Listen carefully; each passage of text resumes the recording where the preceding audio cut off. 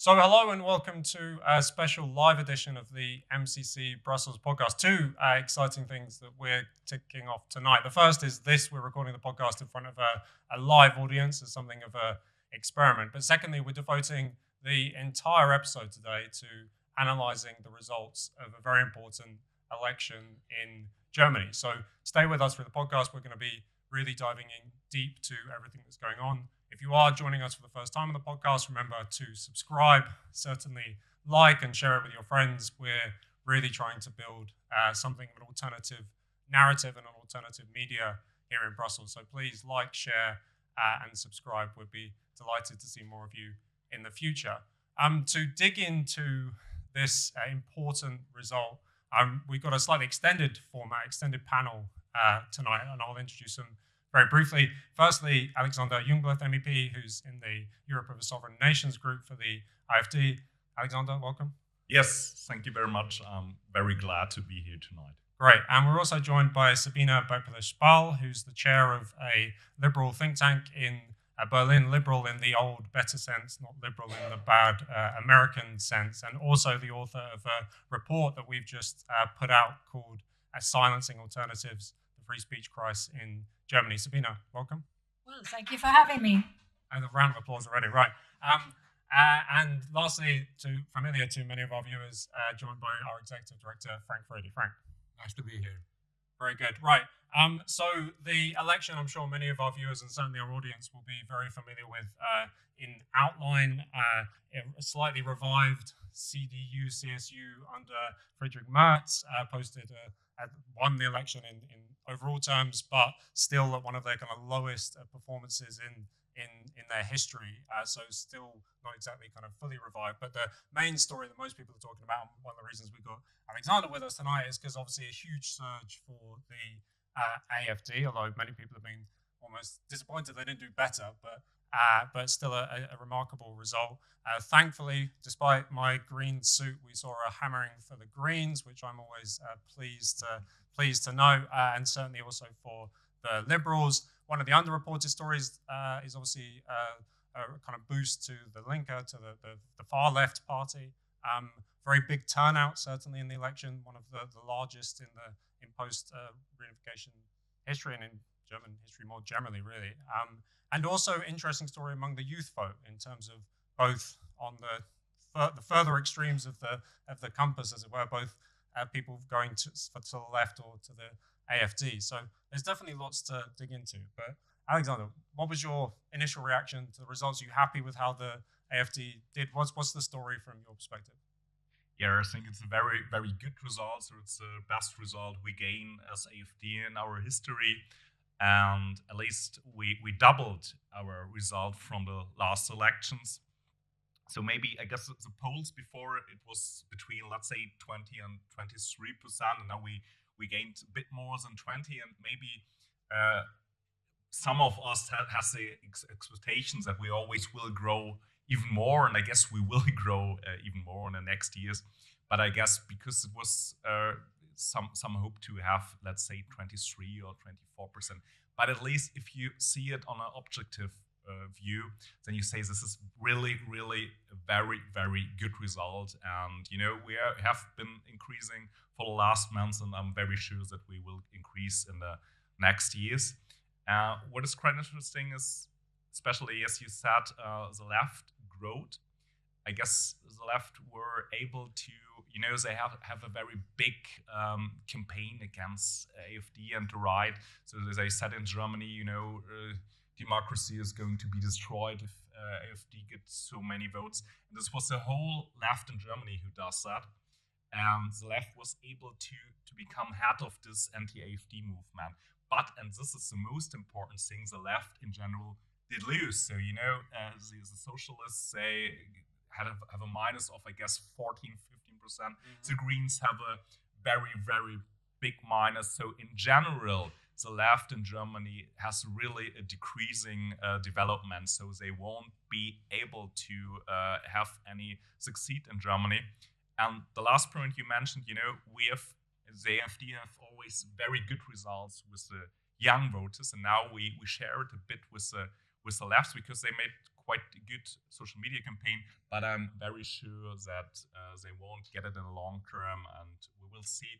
We have gained young voters for a long term, and I guess in the future, young people in Germany will see that the only solution for the society is what AfD wants to do with it, and I guess we will get them back. Yeah, well, and Sabine, I mean, we'll get on to the possible coalition formation in a moment, as much as that looks like a return to the days of Germany past. But in many ways, the key to understanding the election is that this was a kind of rejection of the kind of governing parties that had done so much damage to Germany. Yeah, I think that's the main take for me, is that it really spells the slow death of the established parties. And there was always this mood beforehand of a tsunami coming towards them, and they were always hoping, because there were all these talks about a third of the voters not yet decided, and they were always hoping it might not turn out quite so bad. And even though the AfD did pretty much as the polls said it would do, the other parties actually did worse than they had hoped. So they were always hoping that that 1/3 of undecided voters would then turn towards the old established parties, which actually they didn't. So the CDU did, as you said, had its second worst result ever, and they are now celebrating themselves as winners. I know somebody who actually went to the CDU election party, and he told me they were sort of cheering as the results came out, saying, oh yes, we're the strongest party, but as soon as they realized how badly they'd actually done, the mood was very, very muted that evening. And I mean, the SPD, the Social Democrats, were completely shattered, just over 16%. And as you said, the Green Party, there's another very significant thing about the Greens, which is that Robert Habeck, who was always the big star of the Greens, the great hope, a chancellor candidate, actually lost his constituency. He's just resigned yesterday. No, I let out a cheer when that happened. Yeah, and so did we. I mean, we all did. And, it really shows how shattered they are. And yes, and the votes of the young people is very, very significant. It means, I think, the days of the old parties are kind of counted. And we've never had this, just one last sentence, that after an election, almost like 24 hours later, everybody in the established field is talking about, oh my God, what's going to happen in 2029? That's a funny thing. So they were saying, if we don't get it together now, in 2029, the AfD is going to be the strongest party. That's very odd, because normally you'd imagine them presenting a program, saying, this is what we're going to do, but everything is fixated on that one party, on the populists. So it is, it's like a populist tsunami, and it's not finished yet. Yeah, and Frank, despite this huge rhetorical and media kind of mobilization against the AfD, this attempt to shore up the firewall, the cordon sanitaire, this was still, it seems that story didn't really land with a large number of people, that despite the really huge turnout, it wasn't that people were swayed into kind of shoring up the old parties. No, I think the interesting thing was that insofar as there is a kind of politics of hysteria that's directed against populist parties, it tends to lead to other parties than the mainstream benefiting from that. And my big takeaway from looking at the election is that it's remarkably similar to what's happened in America, to what happened in Holland, to what's happened in France. Literally everywhere in Europe, you find what political scientists call the de-alignment of party politics, which basically means that people stop voting to the parties that they always voted for in the past. So that people that voted for the CDU for generations suddenly wake up one morning and they realize that this is not their party. Similarly with the socialists, people that voted for the SPD realize that something has gone really fundamentally wrong. So we got this very fluid situation. And that basically means that the mainstream center in Germany is following the path of what happened to the mainstream parties in Italy and in France or Holland and other places, which by and large is a really good thing.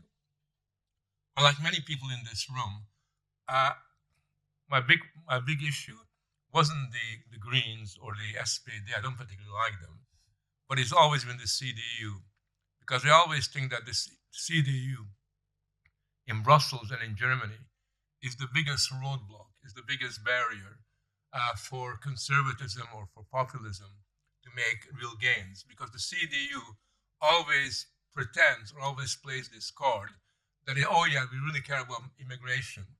Oh yeah, we really are going to oppose the Green Deal. oh yeah, we're going to do something about gender, all the rest of that. It was very, very interesting. One thing that really struck me as an outside observer, before the election, the parliament in Germany passed the gender identification law, and which is a horrible thing that this is passed as a law within Germany. And you would have thought that the CDU, if it was a genuinely conservative party, would have basically made that into a political issue. They could have really mobilized a lot of support in relation to that, but it was complete silence about that. And I just think that what this really shows is that the game is over. The only question becomes, in the long run, who is going to become the beneficiary? I'm fairly sure in the next election, it will be the AfD. But in the long run, not in the medium term, the question still remains, how is this going to play out with the younger generations, with the young people who are still undecided about which day they will turn? Yeah. And Alexander, actually, that was one of the points I wanted to put to you, was that obviously there was this concerted effort by Merz to present the CDU-CSU as a kind of changed party, rejuvenated party. They were suddenly going to talk tough on immigration. They suddenly had a sense of kind of listening to people's concerns on that. There was also that famous flirtation with ending the firewall in that parliamentary drama in the run-up to the election. I presume you don't put much faith that that's gonna pan out. Yeah, actually, I think when we talk about CDU, we have to see the CDU as two different parties. So we have one CDU in the government and one CDU in the opposition. So the CDU in the government is for migration and does not do anything to secure the society, and the CDU in opposition does completely different thing. When we remember, we have the really difficult situation in whole of Europe, and especially in Germany with the migration. And let us remember who is responsible that we have these big problems with migration. And it was the CDU and Angela Merkel who opened the borders in 2015. The next big point in Germany is that we have a decreasing economy.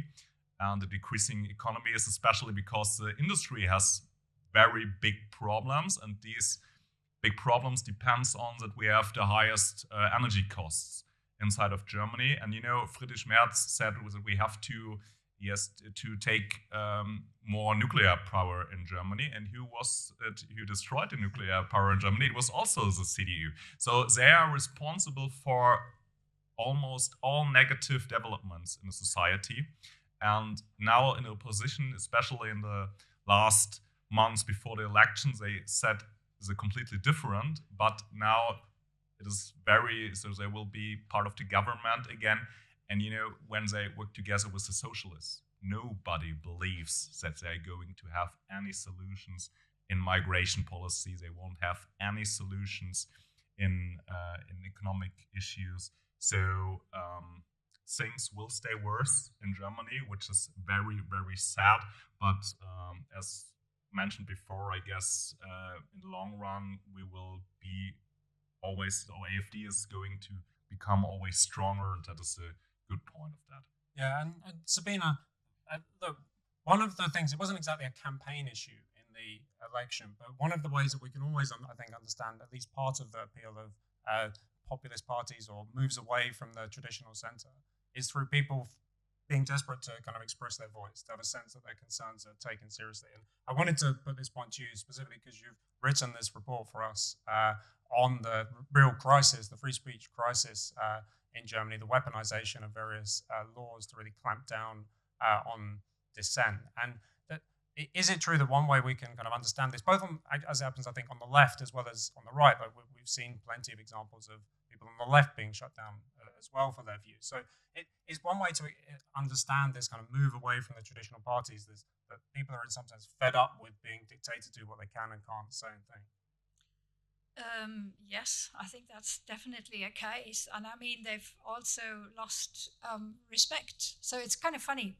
I know Frank says he's not fixated with the SPD, but I'm a little bit fixated with them because they ran their last campaign under the motto respect, meaning, we want to respect voters. And of course, they didn't respect them at all. And the clearest sign is, of course, this clamping down on free speech. And people have then said, well, we've been told all these years that there's been almost like a campaign against AfD voters and against anybody who dissents.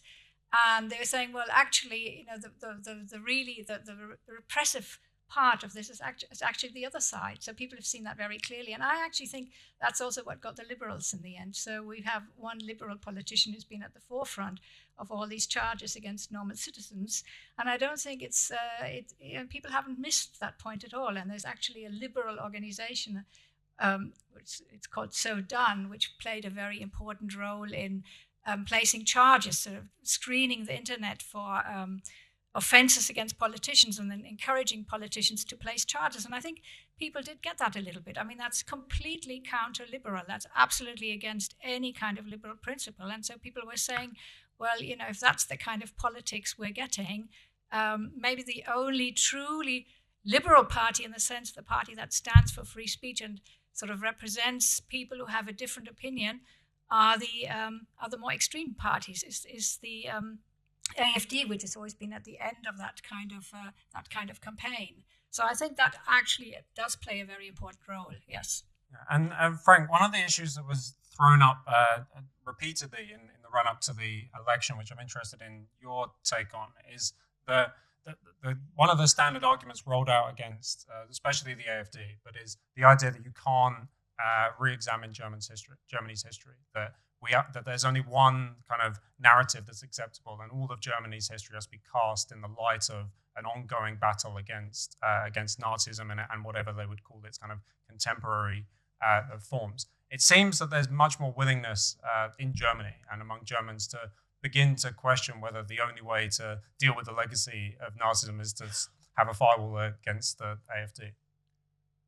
Well, it's a very difficult question, because historically, what happens in Germany, because of the Nazi experience, has consequences for conservatism all over Europe. You will know that after the Second World War, all right-wing ideas of any form lost their legitimacy and became discredited. And you will know that intellectually and morally, conservative parties throughout Europe have been on the defensive ever since, and they never actually regained the intellectual clarity and the intellectual dynamism that it might have had beforehand. Mainly because how could you be a genuine conservative if you cannot talk about the nation openly and enthusiastically? How could you be a conservative if nationalism has this negative connotation? How could you, in a sense, be a sovereigntist under those circumstances? And that has went on for a very, very long time. The trouble was that the attempts by people on the right to deal with this, I think for decades and decades, have been very feeble and very wrong. So you had idiotic reactions to that by saying that the Holocaust was a very small matter, was just a teeny incident in the general scheme of things, which is obviously stupid if you say something like that.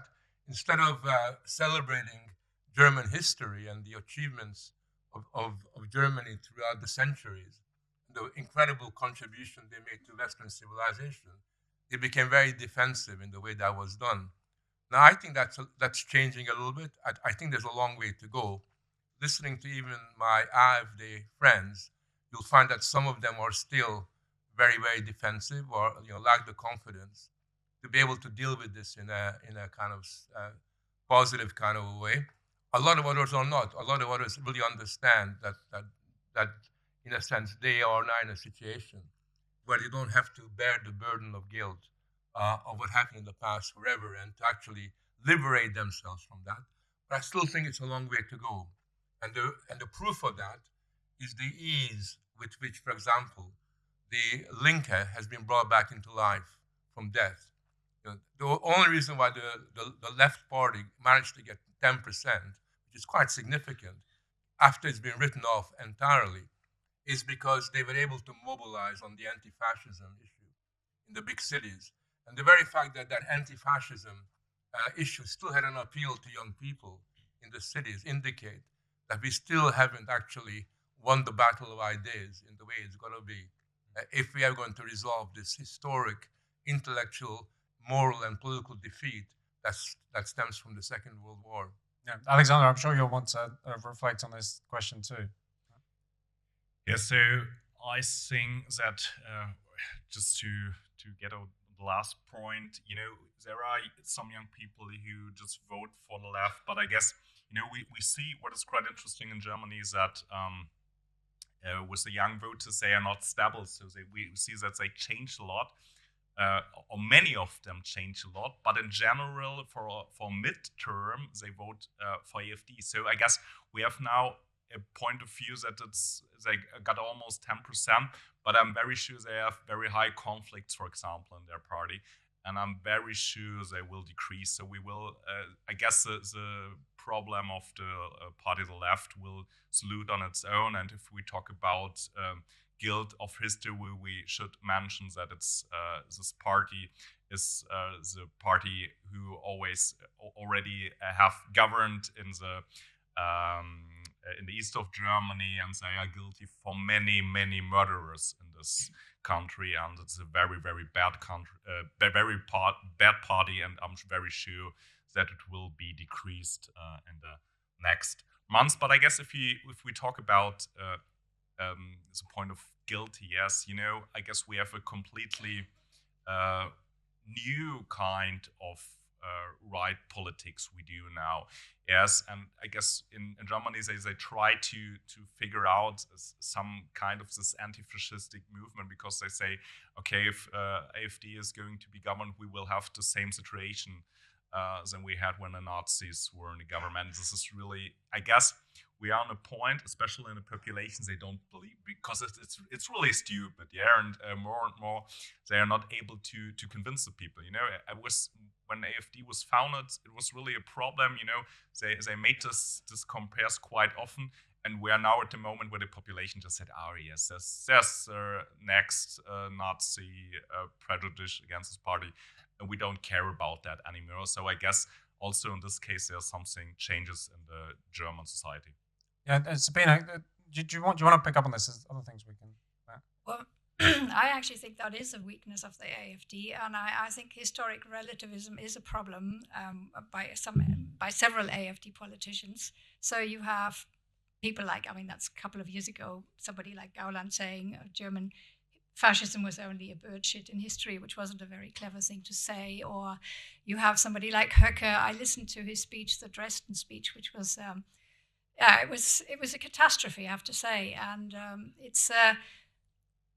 it's just not convincing. And I think the AfD really has to overcome that and really has to kind of come to terms with that. I don't know about. I think young people. I think it's right. Yes. So there was this idea that because of that rhetoric and because of these mistakes being made by AfD politicians. The slogan "Alles für Germany." We know that was a not unclever play on the kind of charge Höcke got when he said "Alles für Deutschland," which was an old SS slogan, and so they used that in a playful way. But on the other hand, it was something which kind of stuck with young people, and I think there were a number of young people who, I think Frank is right, who then said, well, we need to build up an Antifa, which is not the idea of the young people themselves, it's actually the adults who placed that in their heads. So I've got 2 kids who went through Berlin schools, and I know that they were kind of constantly confronted with that idea of, having to fight the fascists. So it's actually a very a preoccupation more of the adult world, which is being projected onto young people. But I think we need something much more clever than what we have. I know a number of... Sure. And I know Alex wants to come in. Alexander, yeah. So I just wanted to disagree with one point you just mentioned, because I guess in Germany they do the following thing. They always try to do something that has to any kind of comparison to the Nazi Germany. And as you just mentioned, there was one sentence of Höcke, and he said, "Alles für Deutschland." So it's in the German word for all for Germany. So, and I ask you, what is so crazy about saying that? So I don't think this is a problem. And I guess nobody in Germany, or let's say 98% of the German population, didn't know it. So I'm also one of them, that it was something that was mentioned by the Nazis. And where the problem is more that we have even lawyers who just try to make any connection. And this is just a case that the rule of law in Germany doesn't work, because they figure out any sentence that isn't difficult at all, and they try to get them to judge. And I guess so in some cases you are right, but especially the last sentence more shows that rule of law doesn't really exist in Germany in a good way. Yeah, I want to move on to something else, Frank, because one of the things that was obviously capturing media attention and world attention in the run-up to the election was obviously the very visible presence of American politicians, especially J.D. Vance and Elon Musk, being involved in various different ways around the German elections. On the one hand, I mean, as people will know who follow our YouTube channel, I was cheering Vance's speech. I thought it was a brilliant intervention. I agreed with almost every word of it, etc., etc. But at the same time, you felt that this kind of involvement of American politicians always has a kind of double-edged sword quality to it. And I wonder if, at least in this election, did that play into the dynamics of the election at all? What did you make of that? Well, I mean, I thought the Vance speech in Munich was brilliant. And I know, like, my wife could not stop talking about it for a week. It's going on and on and on. And she got pictures of J.D. Vance all over the house, sort of, as a result of that. So I thought that was really brilliant. And I thought that it was actually, quite good that, Orban, for example, met the head of the AfD, that, for example, Trump also went out of this way to make those meetings happen. However, I do think, and I see that as a sovereignist, that every time a leader of a foreign power intervenes in a domestic election, it doesn't have the impact that you'd imagine. I know, for example, that I know a lot more about Hungary as a Hungarian than about Germany. And I do know that if Trump basically said that people should vote for Orban, even though I support Orban, it would not have a good effect. Most Hungarians would resent the fact that somebody puts their nose into what is a domestic matter. And I think that a lot of people imagined that Elon Musk's and Trump's intervention was going to help were mistaken, didn't understand that in many respects the same sovereignist spirit that leads to supporting Alex's party is also the same sovereignist spirit that doesn't always like when foreigners tell Germans what to do and what not to do. And I think that there's a lesson there. It didn't cause any problems, but it certainly didn't have the stimulating effect that people fantasized about. Yeah, and one related thing, Alexander, to that was that it, and it's been, I think, the dominant narrative in the wake of the election, really, has been the way that Merz has begun to cast himself not just as now the likely Chancellor of Germany, but also the savior of Europe. He's the person who's going to put together the new defense agreements. He's even kind of almost talking about starting a European version of NATO, etc., etc. And so that this difficult geopolitical moment that we're in has in some sense allowed Merz, I don't think most people find it a bit superficial, but has allowed him to cast himself much more in the role of a leader. Yeah, at least, on a point what I just mentioned before, on a position of opposition, you are able to talk about a lot of things and just say that you have a positive view, a positive perspective for Europe and Germany. And I guess it might be that in some cases he was able to convince some people with this kind of rhetoric, with this kinds of idea, which are mostly just a copy of the ideas of AfD. But so at least I'm quite sure that he will not be able to have solutions when he governs. So at least, when we talk about in 4 years, and my co-speakers also mentioned that, I'm pretty sure that AfD will be the strongest party in Germany exactly because of that, because he is not able to get the ideas he made when he was in the opposition to have solutions for that when he is in the government. And I guess because of that, CDU is going to be decreased, the socialists, all parties are going to be decreased, and I'm quite sure that in 4 years we are going to be the strongest party in Germany. Yeah, well, we talked already, Sabine, about how it was kind of unconvincing, the CDU suddenly taking a strong stance on migration. But we've also, in this whole conversation, we haven't even mentioned the economy. And when there were these reports of Merz coming out and saying that the French and the British might provide the nuclear weapons and Germany's going to fund it, so we've got this fantastic economy that everybody is really jealous. And I was like, have they not been paying attention to the last few years in Germany, right? I think they have. We've had, we're not talking about just a few, we're talking about hundreds of thousands of industrial jobs which have fallen away. Just Mercedes has announced cutting jobs just last week. Today I read that Stadler, a big company in Berlin, is in deep trouble.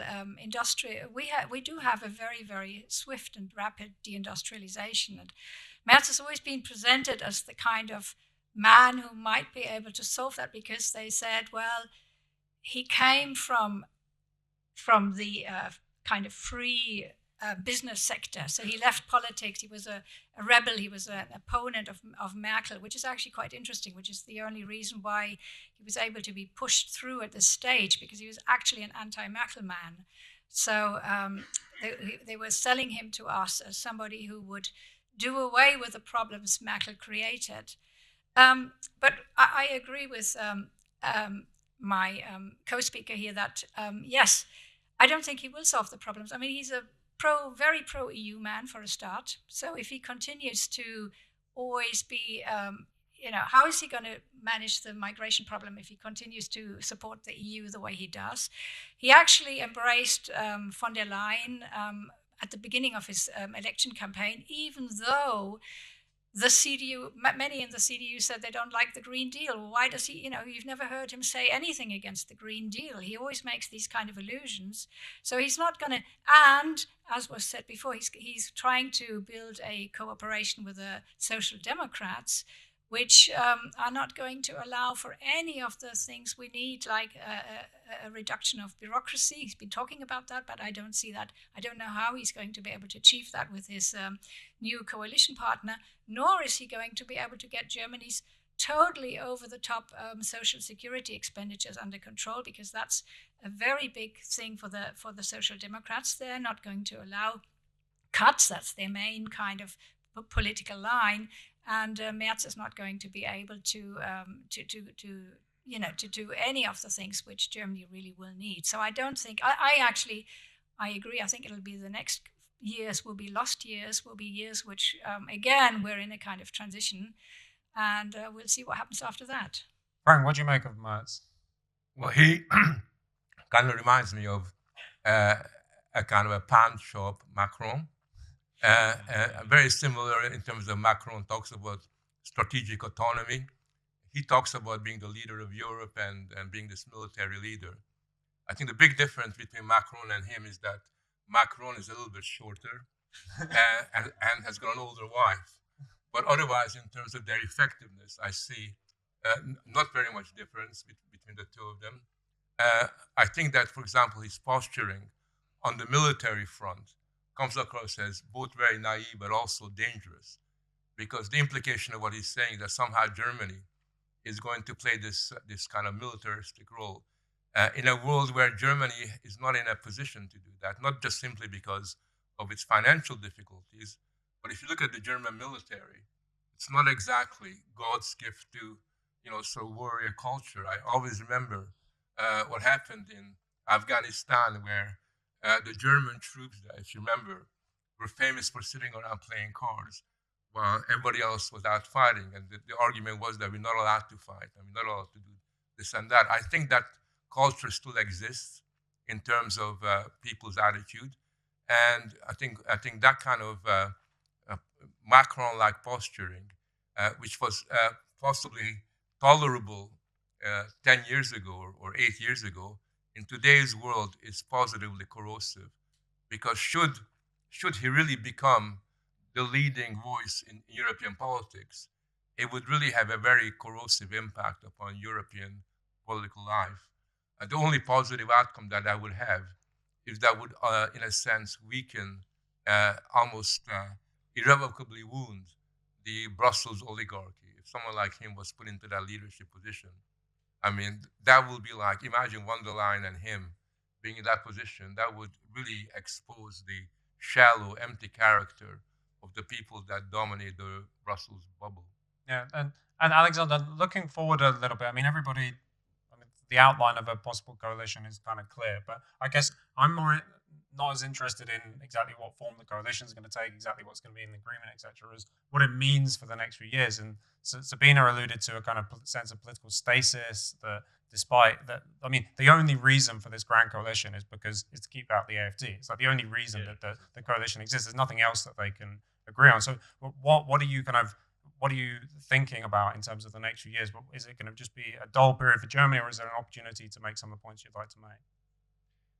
Yeah, so first of all, we have to think about how stable this coalition will be. So I guess I'm not very sure about the numbers, but I guess I have, 4 or 5 seats, more than 50%. So we have this coalition of CDU and SPD, but it isn't a big majority they now got in the government. And as we just said, there are many political issues where we have a very different position between the SPD and the CDU.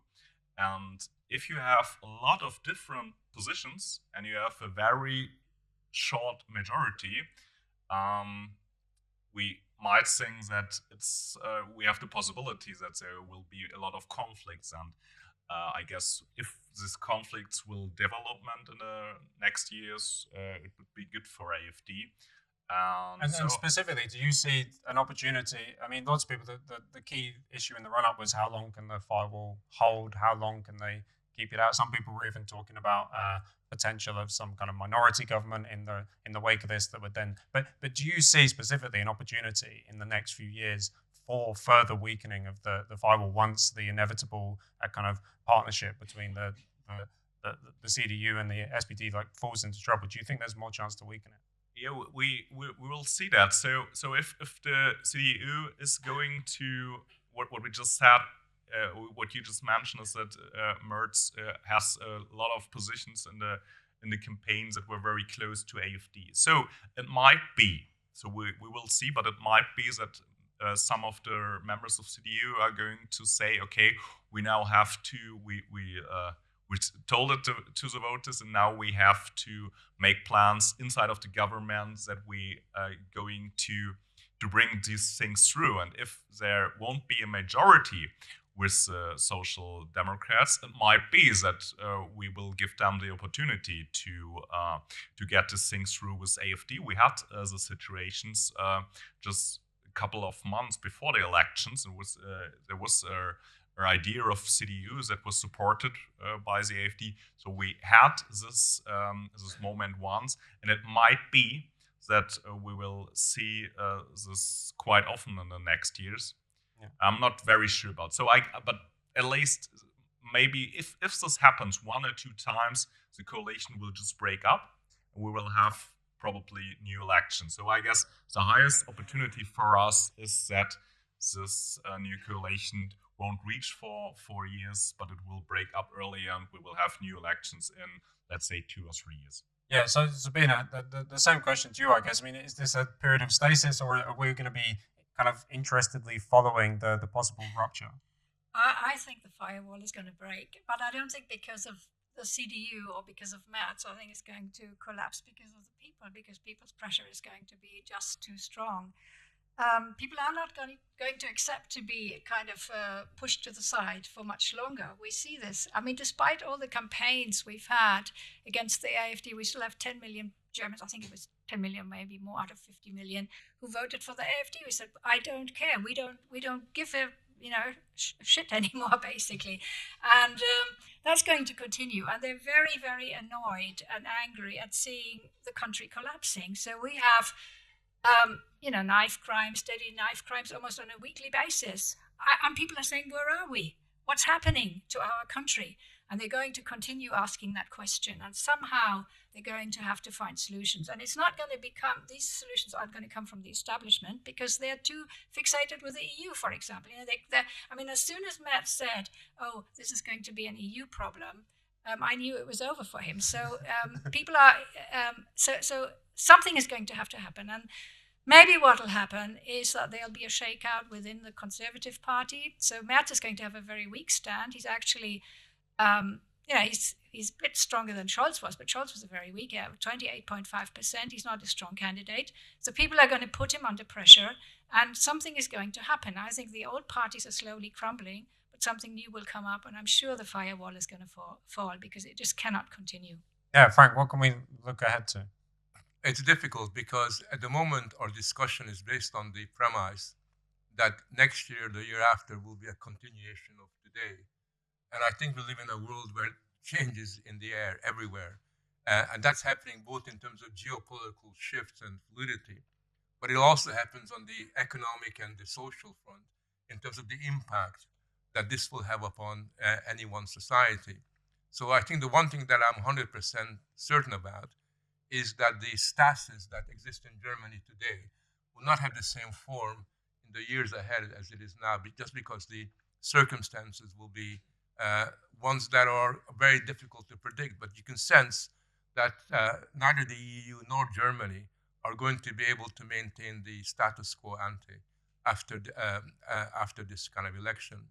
I got a question which has been bothering me quite a bit since the election. When you look at the experience of most populist parties, they tend to get between 8 to 20 to a little bit 24, maybe in France a little bit more percent of the election, never get enough to constitute a majority. And that's something that I'm sure that Alex must be thinking about as well. When do you get to that point? But the question that I have is this. Until now, one of the things that has often happened in Sweden, for example, or in France, is you get a situation where there's a pretense of the firewall continuing. So, for example, the Swedish Democrats are supporting the government, but are not in the government, if you see what I mean. In France, you have a situation where Le Pen and Bardella are not in the government, but have a passive acquiescence to what's happening there. The question I have is this. Is it possible that, given the dynamics that are unfolding, that at some point the AfD might come to an agreement where they're not in government or they don't have any formal position, but they have a gentleman's agreement with the CDU or whatever combination there is? Because I think that is the pattern we've seen in other parts of Europe. I don't know if it's possible in Germany, given the polarized ideals about the cordon sanitaire there. But that's just one thing that's bothering. I think that if you guys did that, that would be a big mistake, because it would basically mean that you lose your independence and capacity to kind of move forward. But that certainly might be a very tempting way of limiting the appeal and the impact that your party might have in the future. Yeah, well, I can see Alexander's nodding his head. So hopefully the AfD will kind of hold those dying parties to their feet to the fire and keep them honest. But for those on the MCC Brussels podcast, thanks for joining us. Do make sure you subscribe to the channel. If you want to carry on more of this conversation and catch all of the Q&A with the audience, head over to the live stream section on our YouTube channel, and you'll be able to hear the discussion that we're about to get into, which in MCC Brussels style is, with respect to my speakers, is always as interesting to hear what our audience make of it, but as elsewhere. But for now, thanks for joining us on the MCC Brussels podcast. We'll see you next week.